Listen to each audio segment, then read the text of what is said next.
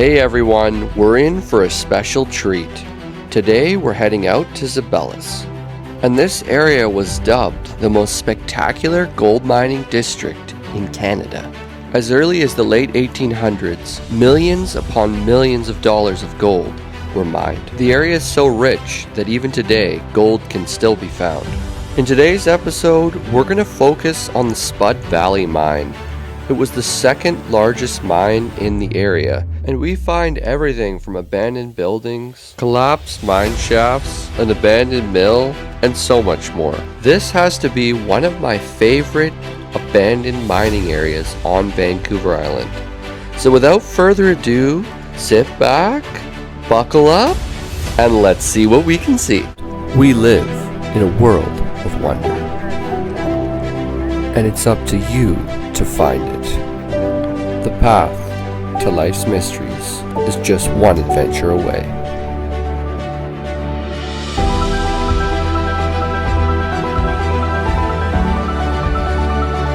Specializing in exploring Vancouver Island and beyond, we are Discover Duo.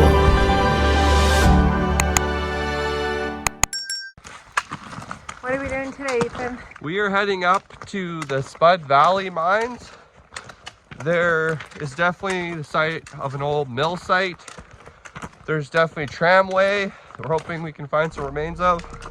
I'm thinking it's going to be about an hour hike in, and then probably about a half an hour traverse up the old tram line to where the mines are. So it's going to be a really exciting one today. Let's see what we can get after.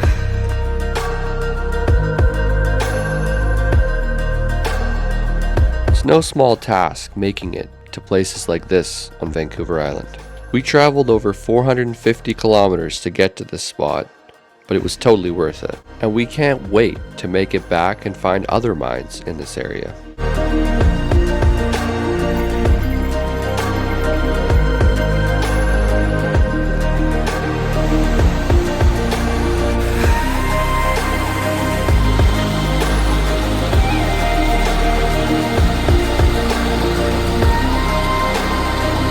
So we're just hiking here, and we're seeing some old mining equipment.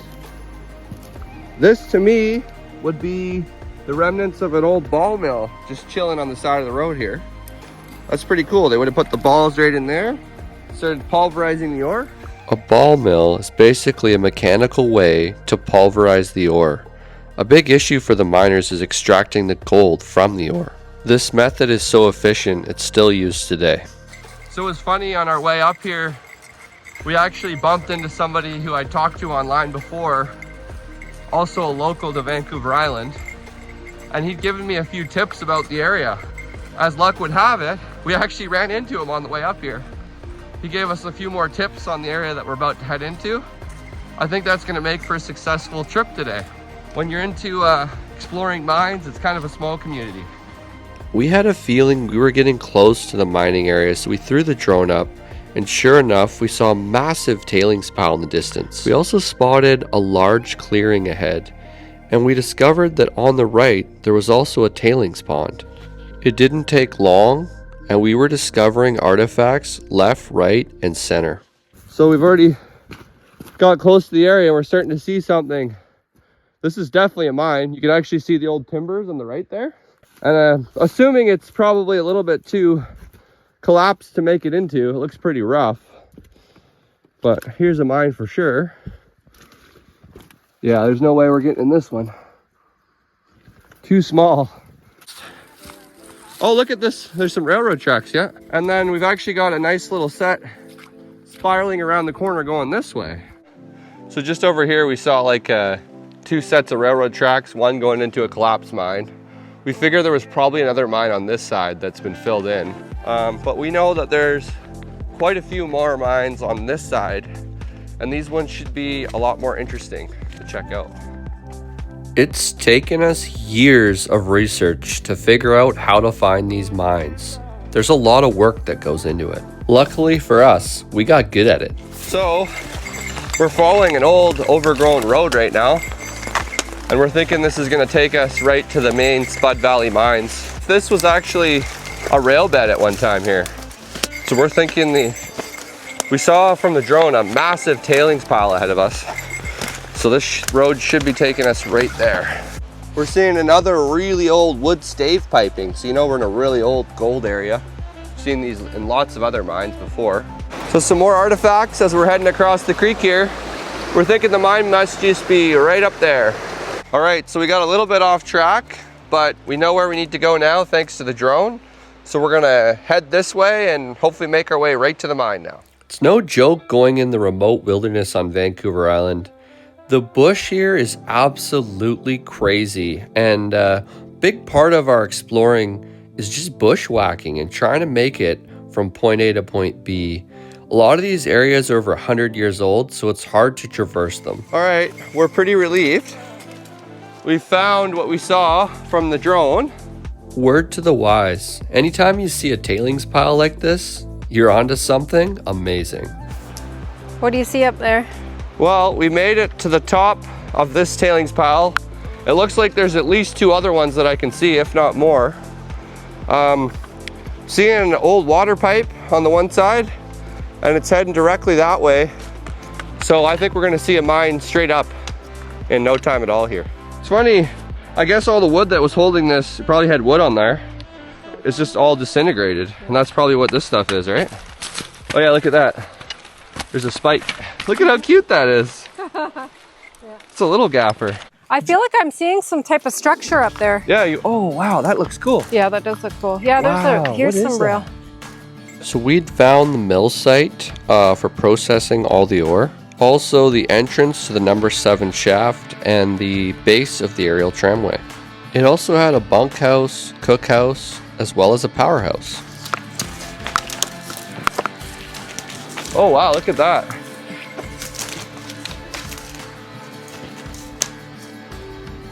Wonder if this was a tram. And that would probably be, see at the top there? Yeah. They would have had a big wheel around here somewhere. Probably find it actually. Yeah. That's cool. Not a lot left. Oh yeah, look at this.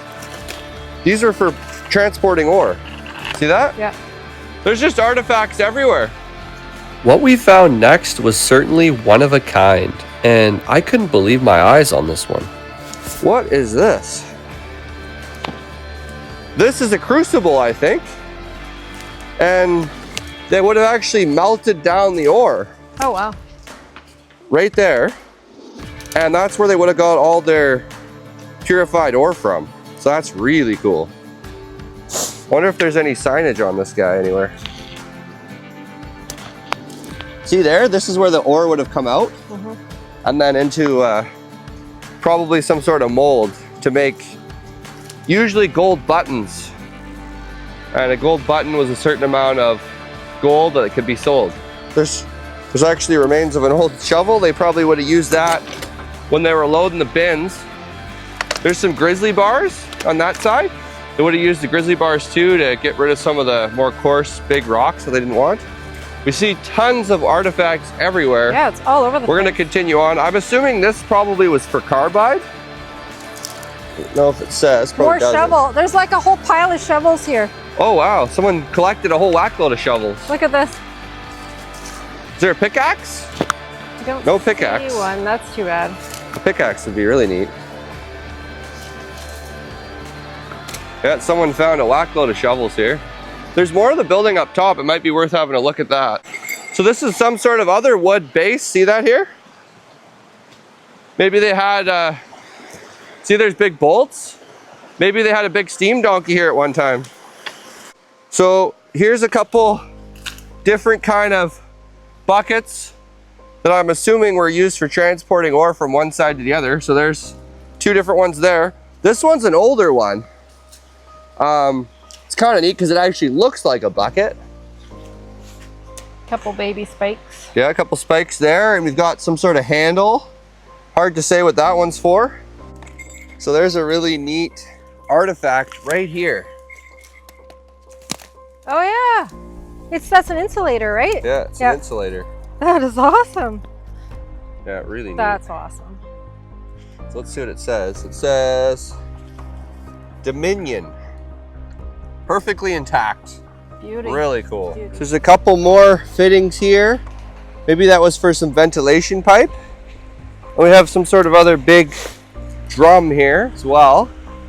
We're having a hard time locating where the mine portals actually would be as in relation to where the ore was processed. Well, this is pretty cool. We actually found the ore carts that would have been used in this mine. We're thinking a bunch of the entrances are probably collapsed because we've had a pretty good look around and haven't found the entrances yet. But it's hard to say. These are really neat ones though. I bet you with just a little bit of work, it could actually probably be usable again. It's rail track everywhere, tons of rock piles. We still can't find it. It's very strange. There's another tin can there, hey? Is that what that is? Oh, that's cute. Is that steel? Yeah. That's cool.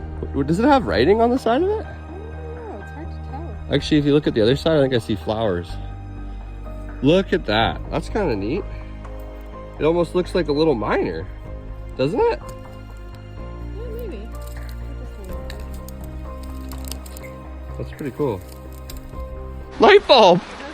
That's a cool picture. Look at that. Light bulb in the middle of the bush? Well, we attempted to find the upper mine shafts as the lower number 7 entrance had definitely been collapsed at some point.